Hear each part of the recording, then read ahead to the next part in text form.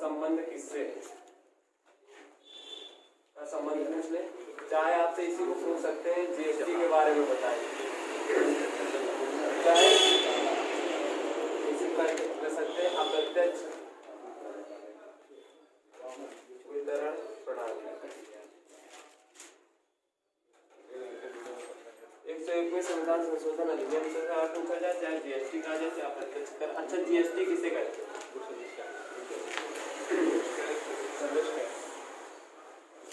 GST stand for goods and service tax, goods service and लगा देगा goods and service tax, वस्तु एवं सेवा कर।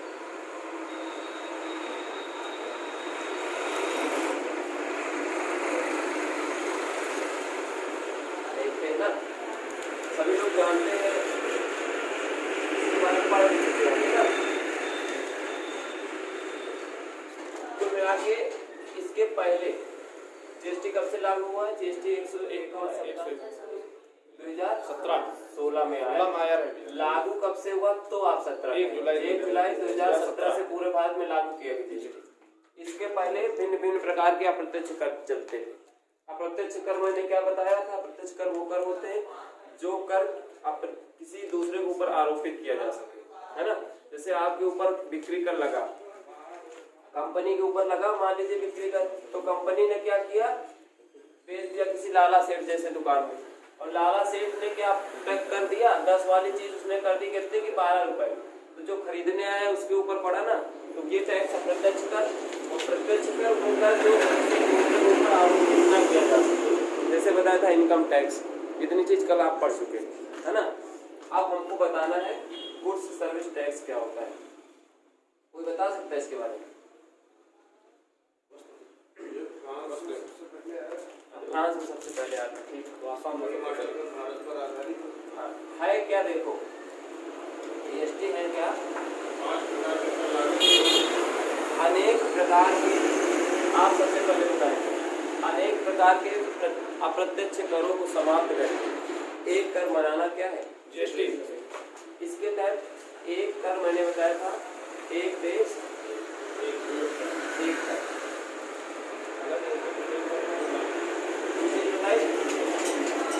एक देश एक कर प्रणाली लागू करना क्या है?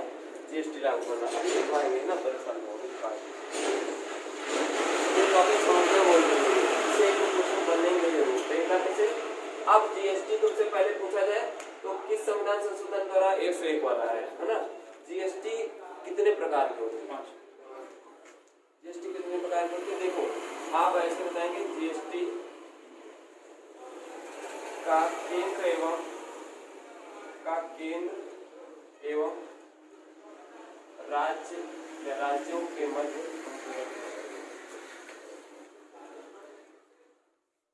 वितरण की यहाँ से कितना है, ये तो कल आपको बताया जा सकता है। एक आपने नाम सुना है सीजीएसटी, एक सुना है एसजीएसटी, और एक आईटी। इसके अलावा कोई जीएसटी हो तो बताओ। 3 प्रकार। और सही से देखा जाए तो जीएसटी सिर्फ एक। कोई पूछे जीएसटी कितने? एक ही जीएसटी है, कहीं 5 प्रकार की 3 प्रकार की कुछ नहीं है। देखो क्या है, कर है 5 प्रकार की, कर प्रणाली है ना, 5 प्रकार। एक ही वस्तु पर या एक ही, देखो क्या है ये, देखो लिखा क्या तुमने? जीएसटी मतलब वस्तु एवं सेवा कर। तो वस्तु एवं सेवा कर क्या? देखो इस चीज को समझना कैसे जीएसटी लगती है। जैसे हम लेने गए, हमने बाजार से एक मार्कर खरीदा, एक पॉइंट खरीदी है ना, जीन्स लेने गए आप, तो जीन्स क्या है? वस्तु। आपने उस वस्तु को खरीदा, उस वस्तु पर अप्रत्यक्ष कर देखिए, कंपनी का उत्पादन शुल्क लगा है, बिक्री कर लगा है, सब कुछ लगने के बाद जो जो कर इनडायरेक्ट टैक्स लग के आपको एक टैक्स पड़ा। जब अच्छे जगह से जीएसटी वाला बिल मिलता होगा, वहां पर लिख के आएगा आपको सीजीएसटी इतना, एसजीएसटी इतना। मान लीजिए सूती वस्त्र था, है ना, सूती कॉटन की आपने टी शर्ट ली, गर्मी में अच्छी होती है, अभी तक कार्टन को 18% वाले में रखा गया था, तो महंगे लोग कह रहे थे ना कार्टन कपड़े महंगे हो गए। अभी हाल ही में जो है नीति आयोग ने कार्टन की वस्तुओं को या सूती वस्तुओं को घटाकर स्कोर कर दिया है 5% वाले। तो इससे क्या होगा, कार्टन का कपड़ा सस्ता होगा। अब सस्ता हो मतलब जो पहले मान लीजिए आपकी 70 रुपए मान लीजिए आप लेने गए टी शर्ट की, तो 70 रुपए का आपको 18% इधर टैक्स पड़ रहा था, तो 7 इसका 10% होगा। अगर हम 15% देखें तो 7 2 9 9.5 मतलब 11-12 रुपए इसमें पड़ रहे होंगे लगभग, है ना। निकालेंगे तो 11-12 लगभग आएगा, 11 पॉइंट इतना टैक्स पड़ रहा, तो मतलब 81 रुपए पड़ रहे थे। अब लेकिन सिर्फ 5% पड़ेगा, मतलब 70 वाले से 70 के ढाई जोड़ देंगे तो 72.5 3.5 हो जाएगा ना, 3.5 73.5 की पड़ेगी। तो जो वस्तु तुमने खरीदी वस्तु पर भी वही टैक्स लगा प्रत्यक्ष कर। ये क्या है, वस्तु कर। अब देखो कह रहा है सेवा कर। सेवा कर क्या होता है, जैसे कि हम आपको पढ़ा रहे हैं ना, कोचिंग पढ़ा रहे हैं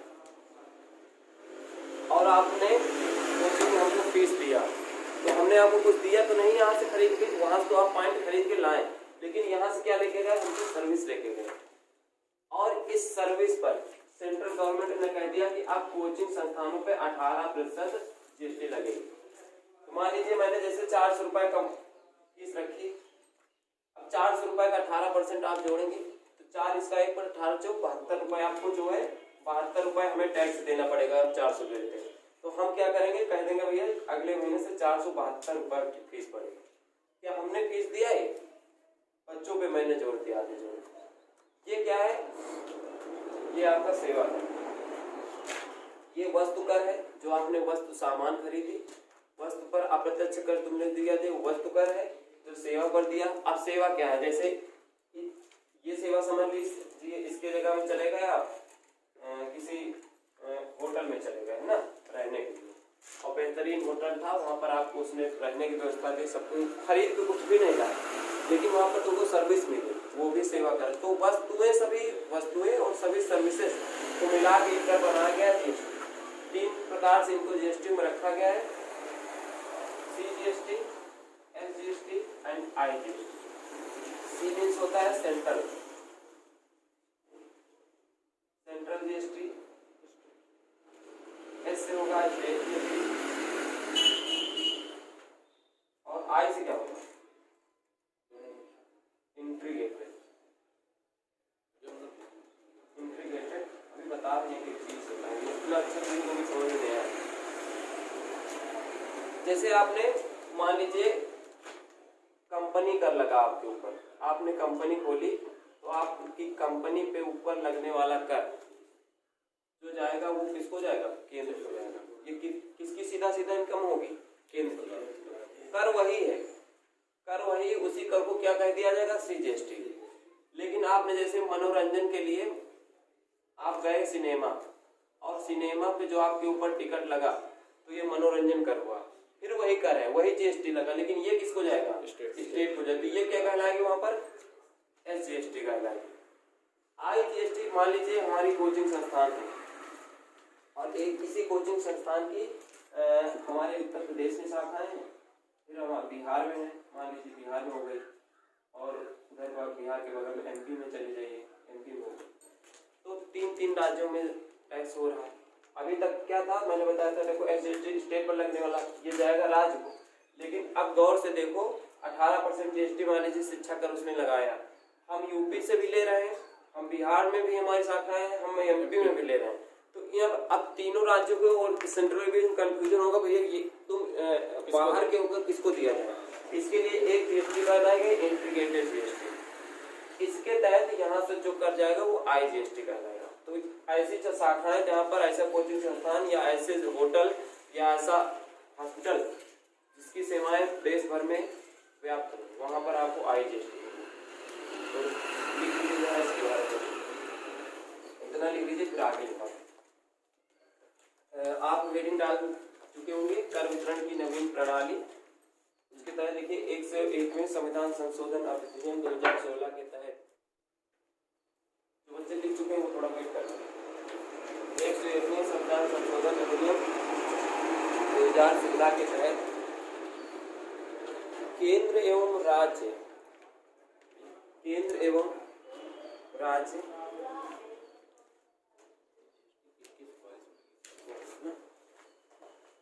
केंद्र एवं राज्य के मध्य, केंद्र एवं राज्य के मध्य कर वितरण की नवीन प्रणाली लागू की गई। लिखिए सेंटेंस को, लिखिए कर वितरण की नवीन प्रणाली लागू की जिससे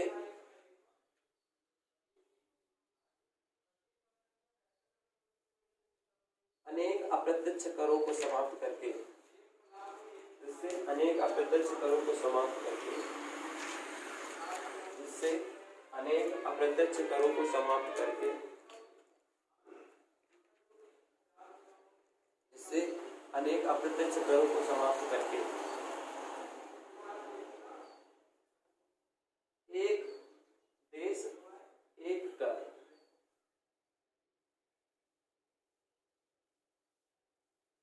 में बदलने के लिए, एक देश एक कर में बदलने के लिए जीएसटी को लागू किया। ये चीजें सबको पता है कि असम में सबसे पहले लागू किया गया है, फ्रांस में सबसे पहले लागू हुआ है ना। ये चीजें जो है, जो चीजें किसी को नहीं पता है, आपको वो चीजें पहले करनी है ना। अब हेडिंग डालिए, क्या आगे हेडिंग डालिए, केंद्र एवं राज्यों के मध्य जीएसटी का केंद्र एवं राज्यों के मध्य वितरण की विधियां, जीएसटी का केंद्र एवं राज्यों के मध्य वितरण की विधियां।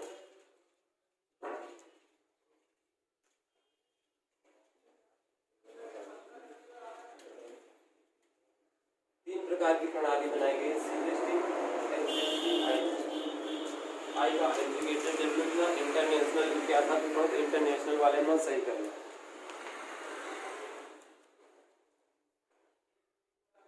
जीएसटी काउंसिल,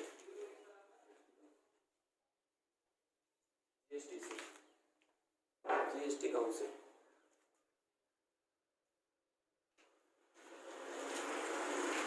देखिए क्या हुआ, एक से एक हुआ जब संविधान संशोधन अधिनियम हुआ।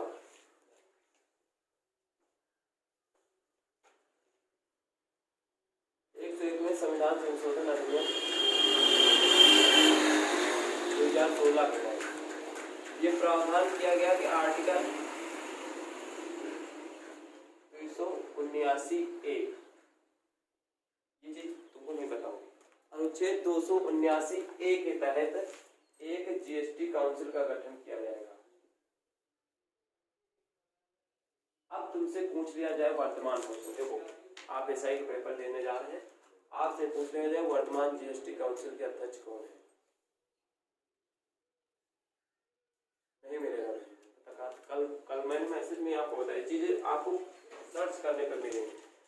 कहा गया 279A के तहत एक जीएसटी काउंसिल का अध्यक्ष गठन किया जाएगा जो 3 सदस्यीय होगा। एक इसमें क्या होगा, अध्यक्ष, एक उपाध्यक्ष होंगे और अन्य सदस्य। जीएसटी काउंसिल, ऊपर में जीएसटी से लिखा, यस, इसके 3 पार्ट होंगे।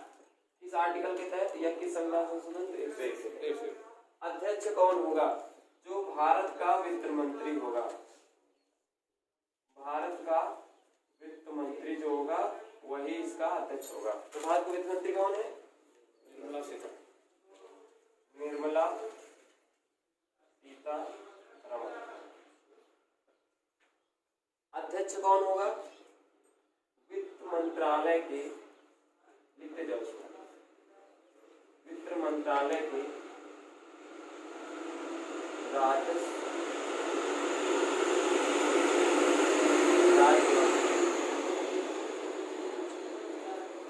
जो वित्त मंत्रालय का राज्य मंत्री, आपने पढ़ा होगा, एक होते कैबिनेट मंत्री, एक राज्य मंत्री, एक स्वतंत्र प्रभार मंत्री।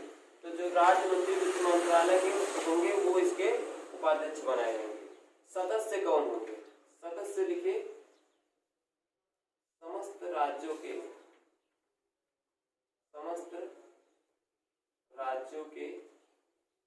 वित्त मंत्री, राज्यों के वित्त मंत्री। दूसरी बात क्या है, दिल्ली,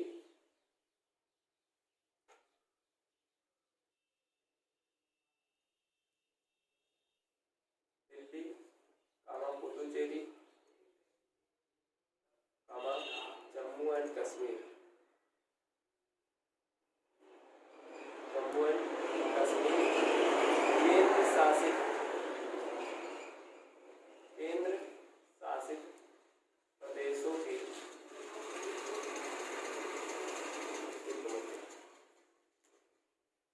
इतने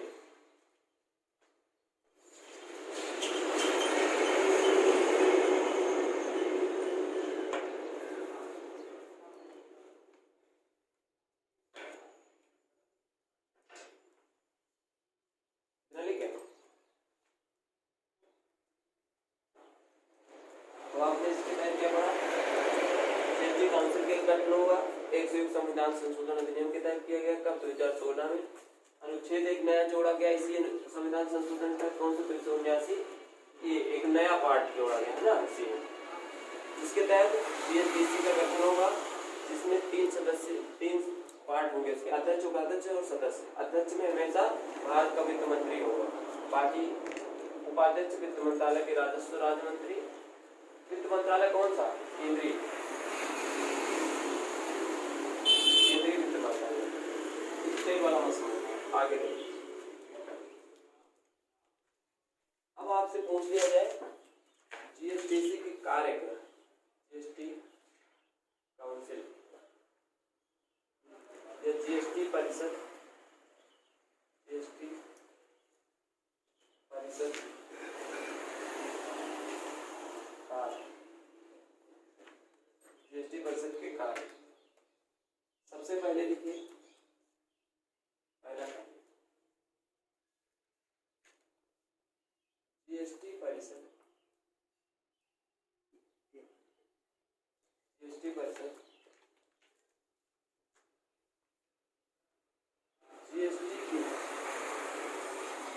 जीएसटी के स्लैब का निर्धारण करती है,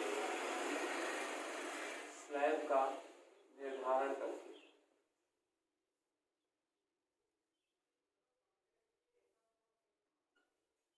जीएसटी परिषद जीएसटी के स्लैब का निर्धारण करती है।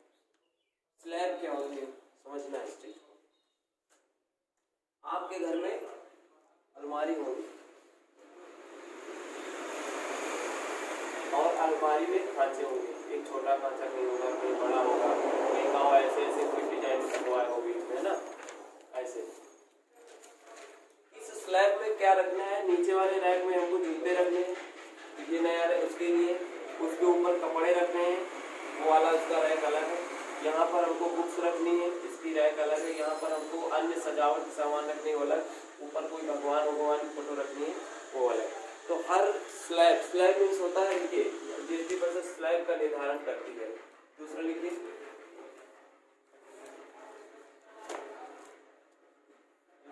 जीएसटी परिषद के अनुसार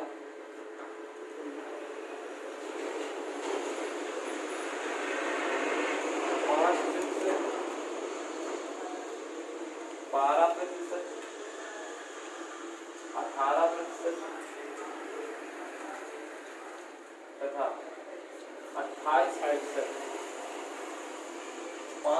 12%, 18%, 28%, 4 प्रकार की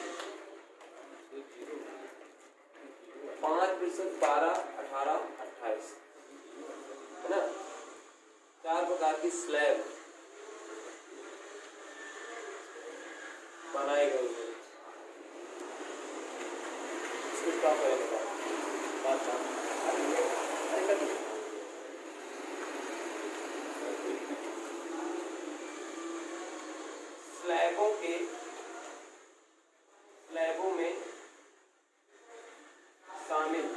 स्लैबों में शामिल की जाने वाली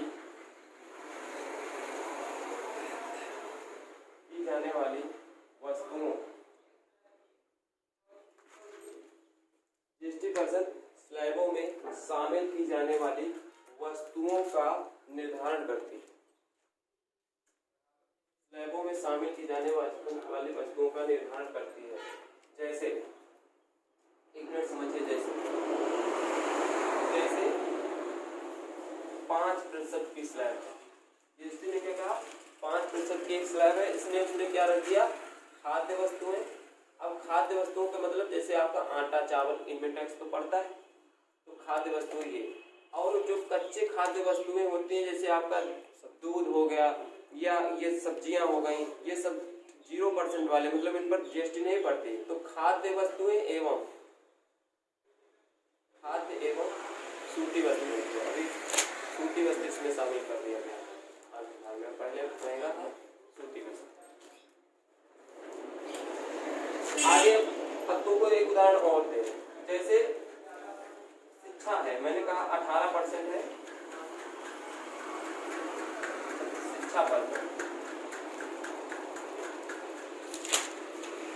18% वाले स्लैब में जीएसटी ने रख दिया किसको, शिक्षा को या कोचिंगों को।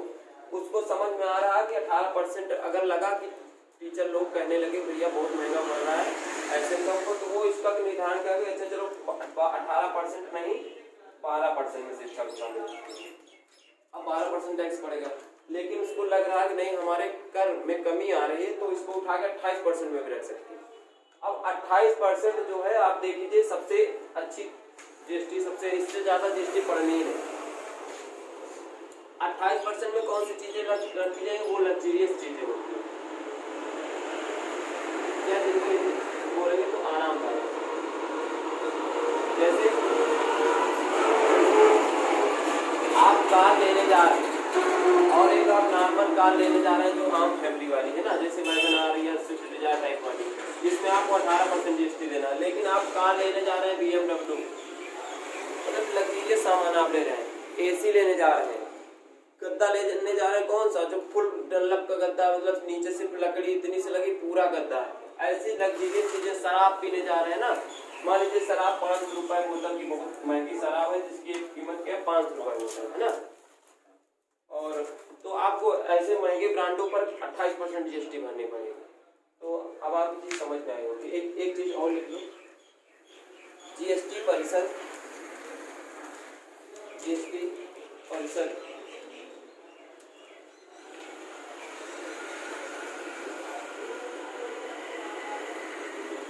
स्लैबों में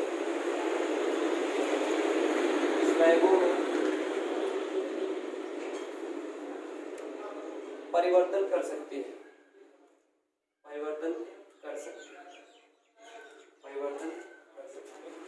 जीएसटी का केंद्र एवं राज्यों के मध्य, जीएसटी का केंद्र एवं राज्यों के मध्य, केंद्र द्वारा, जीएसटी का केंद्र एवं राज्यों के मध्य केंद्र द्वारा सहायता अनुदान प्रदान करने का प्रावधान।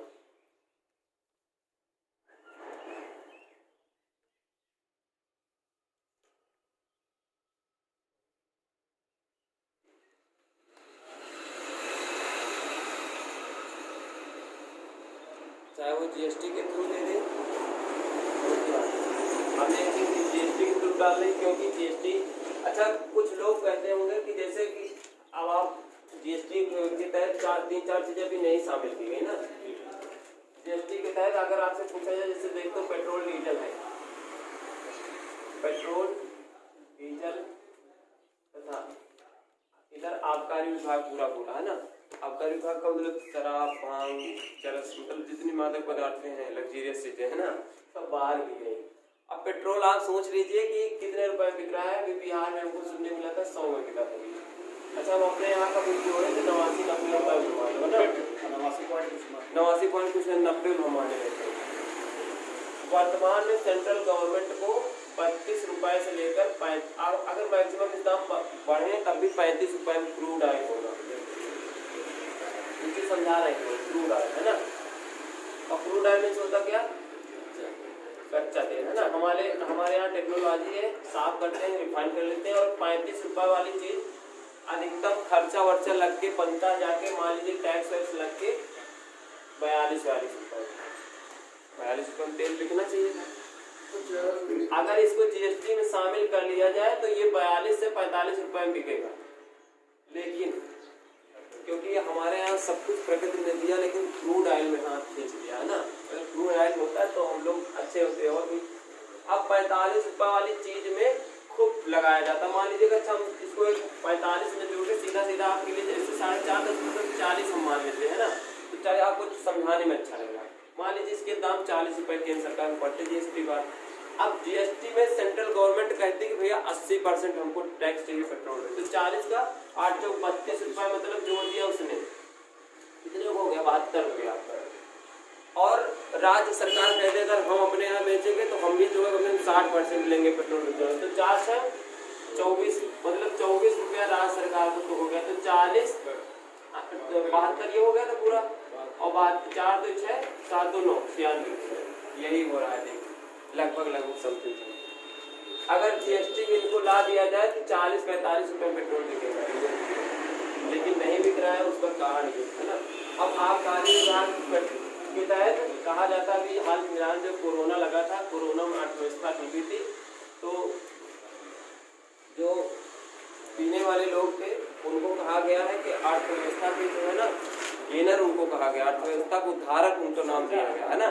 मतलब 100 रुपए वाली चीज बेचारों ने 800 रुपए में, वो भी लाइन पे लाइन, मतलब इसी तुमको लाइन और कहीं लगी नहीं मिली होगी, रंगबाजी के साथ दिया है, तो अर्थव्यवस्था उद्धारक उनको कहा है लोगों ने। अब चलिए वो बात मजाक हो गई समझाने की, अब हम तो समझाना चाहते हैं कि हेडिंग डाला है मैंने, केंद्र द्वारा राज्य प्रदान या जाने अधिकार 3 प्रकार से दिया जाता है।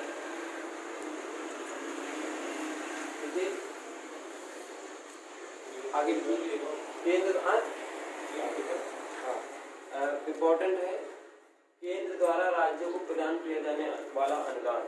अब देखना किस तरह अनुदान प्रदान किया जाता है। पहला लिखिए, अभी आपसे क्वेश्चन आएगा, देखना कैसा आएगा। गाडगिल फार्मूला का संबंध किससे है? क्वेश्चन क्या आएगा, मुझे इसके लिए इतना सब कुछ पढ़ाना पड़ता है, मुझे जीएसटी की स्लैब पढ़ाने के लिए जीएसटी पढ़ानी पड़ेगी, तो गाडगिल फार्मूला क्वेश्चन आ जाएगा कहाँ से संबंधित है। आपको 3-4 ऑप्शन दे दिए जाएंगे, नहीं समझ में आएगा कहाँ से, तो इसके लिए मुझे स्टार्टिंग से ये चीज़ समझानी पड़ेगी, ज़्यादा नहीं 10 मिनट लगेगा, वो चार्ट में समझा देंगे। केंद्र द्वारा राज्यों को प्रदान किए जाने वाले अनुदान, पहला लिखिए 3 प्रकार से बना देते हैं।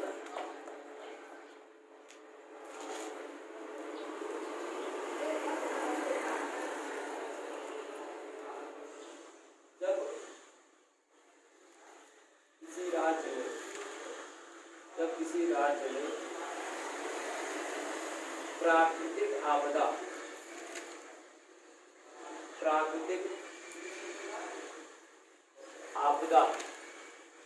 आ जाए, जब किसी राज्य में प्राकृतिक आपदा आ जाए। दूसरा लिखिए, जब किसी राज्य में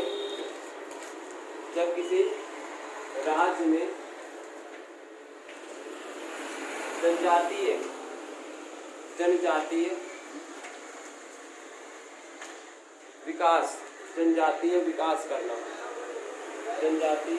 विकास करना, और लास्ट में किसी राज्य में सामाजिक आर्थिक संकट उबारने के लिए, किसी राज्य में सामाजिक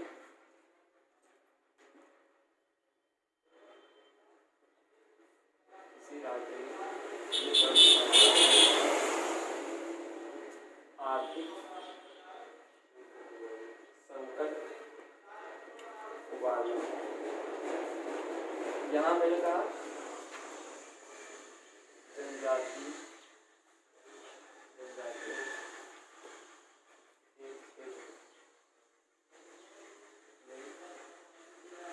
विकास। केंद्र राज्यों को किस तरह अनुदान दे सकता है आप बता दें। मान लीजिए केरल जैसे बाढ़ आ जाए, अचानक केरल डूब गया था, 90% बर्बाद हो गया, या जनजातीय क्षेत्र जैसे मध्य प्रदेश या आप मान लीजिए नागालैंड क्षेत्र है और या झारखंड क्षेत्र है, या आपने सुना होगा सेवन सिस्टर के नाम से जो पूर्वोत्तर के राज्य जाने जाते थे उनको विशेष राज्य का दर्जा दिया जाता है। विशेष राज्य मतलब उनमें स्पेशल ज्यादा था। विशेष राज्य तुमने आज तक सुना, लेकिन विशेष राज्य होता क्या अभी आपके समझ में आएगा। किसी राज्य में सामाजिक या आर्थिक संकट से उबारना, मान लीजिए कोरोना आ गया और धारावी की 50% जनसंख्या जो है खत्म हो गई, 50 जनसंख्या प्रभावित है, वहाँ पर ऐसी सामाजिक आर्थिक स्थिति आ गई आने तक की स्थिति है, काफी सेंट्रल गवर्नमेंट अनुदान प्रदान कर सकता है। अब आते हैं अपने चीजें इस दिन पर देने जाते लिखे आप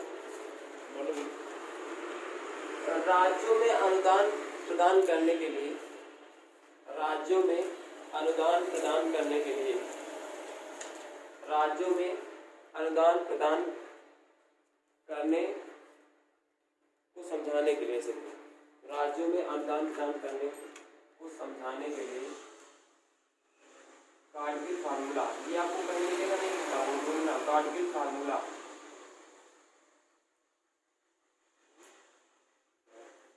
कारगिल फार्मूला अपनाया जाता है, अपनाया जाता है।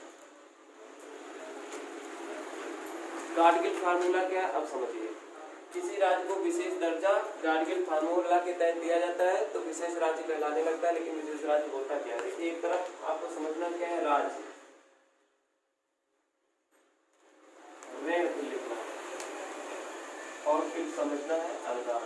ऐसे आपको बनाना है, लेकिन पहले समझ लो तब बना लोगे तो अपने आप आपको समझ आएगा। राज्य में कारगिल ने दो प्रकार के राज्य कहे, एक सामान्य राज्य और दूसरा एक विशेष राज्य। कारगिल के अनुसार राज्यों में दो प्रकार के राज्य होते हैं, एक सामान्य राज्य एक विशेष राज्य। अब कारगिल ने कहा अगर सामान्य राज्य है, सुनो इधर बात समझिए, सामान्य राज्य है और वो अगर अनुदान मांगता है तो उसका 90% ऋण माना जाएगा और 10% अनुदान माना जाएगा। मान लीजिए उत्तर प्रदेश राज्य है और उत्तर प्रदेश एक सामान्य राज्य, किन स्थितियों पर किसी राज्य को सामान्य राज्य कहा जाता है, किन स्थितियों में विशेष राज्य कहा जाता है, वो भी आपको बता दीजिए। यूपी को 100 रुपए या 100 करोड़ रुपए दिए सेंट्रल गवर्नमेंट, तो यूपी का 90 करोड़ रुपए क्या हो जाएगा, ऋण माना जाएगा, ये सेंट्रल को लौटाना पड़ेगा और 10% ही अनुदान माना जाएगा। लेकिन अगर कोई जैसे विशेष राज्य है तो उसका 10% ऋण माना जाएगा और 90% अनुदान होगा। मतलब इसमें न इनको टैक्स देना है न दोबारा वापस करना, इसमें इनको टैक्स भी पड़ेगा और इनको वापस भी करना पड़ेगा। तो राज्य क्यों विशेष राज्य होने की मांग किया करते हैं, आपकी समझ में आएगा। अब लिखिए आगे, इसकी कितना बनाने वाली हो कितना बना लीजिए। मुझे सिर्फ कारगिल फार्मूला आपको बताना है और वन लाइनर आपका पेपर आएगा ऑब्जेक्टिव किस संबंधित है, कारगिल फार्मूला किससे संबंधित है। आपको सीधा सीधा ऑप्शन होगा कि राज्यों के मध्य धन या अनुदान के वितरण से, ये ऑप्शन होगा बस। लेकिन होता क्या है ये भी जानना बहुत जरूरी है। आप ये भी डाल दीजिए किसी राज्य को विशेष दर्जा कब प्रदान किया जाए, किसी राज्य को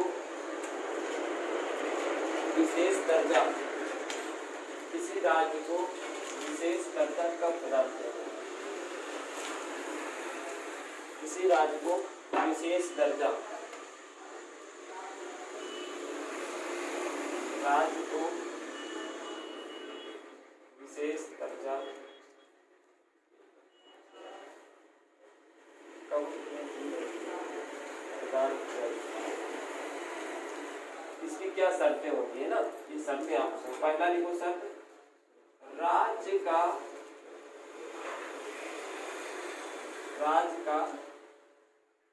अधिकांश भाग, राज्य का अधिकांश भाग पहाड़ी हो, पहाड़ी या पर्वतीय, पहाड़ी या पर्वतीय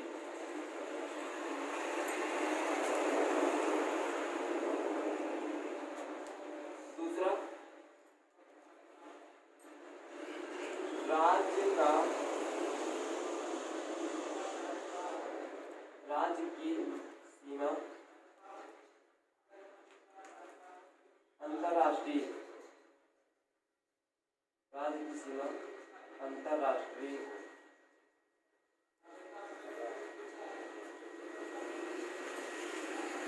तीसरा, राज्य में जनजाति क्षेत्र, जनजाति क्षेत्र की अधिकता,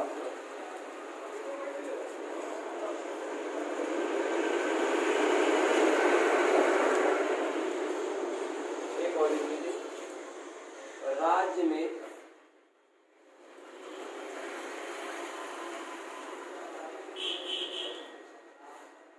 पिछड़ा वर्ग, पिछड़ा वर्ग, राज्य में पिछड़ा वर्ग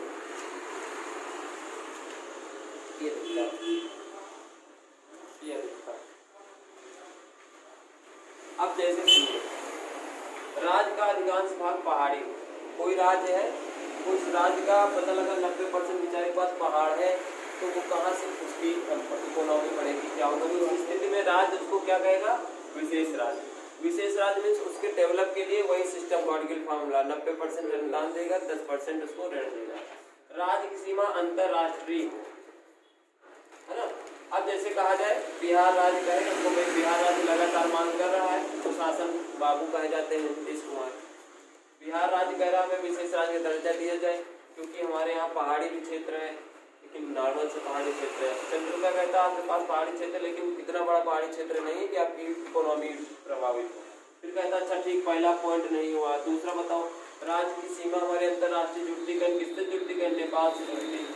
नेपाल कोई इतना बड़ा देश नहीं है जिसको तुम ऐसे ही बेचारा दब के इंडिया से रहता, वो तुमको कहा। हाँ, जैसे चीन से जुड़ता हो, लगता हो कि चीन आए दिन आक्रमण कर देगा, इसका मतलब ये है कि कोई राज्य है, जैसे कोई राज्य चाहे हम ही हो, आप हो, तब तक हम लोग न्यायिक बातें, तब तक धार्मिक बातें करते हैं जब तक हमारा पेट भरा है। जिस दिन हमारा पेट नहीं भरेगा, 3 दिन भूखे होगा, हमारे सामने हमारा बच्चा या हमारा पिता भूखा पड़ा होगा, तो चाहे हम रोटी छीन ले, चाहे किसी को मार के ले, या कोई हमको भले दुश्मन हो दे लेकिन हम ले या जान। जब परिस्थिति पेट पर आ जाएगी तब ऐसा होगा। तो केंद्र क्या करता है? कोई राज्य अंतर्राष्ट्रीय सीमा जोड़िए, कहीं ऐसा ना हो कि राज्य में महामारी फैल लो, खाने के पैसे ना हो, तो अंतर्राष्ट्रीय दूसरा देश कहे परेशान न हो, ये रुपए लो, ऐसा करो, तुम नक्सलाइट के लिए काम करो। जैसे पाकिस्तान से सीमा जुड़ती है और पाकिस्तान के लोग पैसा देते हैं इंडियन स्टेट वाले और कहते हैं कि भाई आप इतना इतना काम को पैसे चिंता न करो, तो उनको नक्सलाइट बना दिया ना उन्होंने। ये न होने पाए, पाकिस्तान या चीन से जो बॉर्डर जुड़े हुए ऐसे राज्यों को खट से केंद्र सेंट्रल गवर्नमेंट अनुदान देता, लो 500 करोड़ रुपए ले जाओ, अपने बच्चों की व्यवस्था सब करो, पढ़वाओ जाके, क्योंकि नक्सलाइट न बनने पाएंगे, कहीं अंतर्राष्ट्रीय देश से न जुड़ने पाए, इसलिए अनुदान में रहता है। राज्य में जनजातीय क्षेत्र अधिक हो, जनजातीय क्षेत्र आज भी सबसे पिछड़ा हुआ क्षेत्र माना जाता है। अगर इनको अनुदान नहीं दिया जाएगा तो आज भी ये वृक्ष में ही सोएंगे जैसे पहले सोते थे। तो इनके डेवलप के लिए सेंट्रल गवर्नमेंट इनको विशेष राज्य दर्जा देती है। आज की कहानी हम यहीं रोकते हैं और क्वेश्चन लिखवा देते हैं।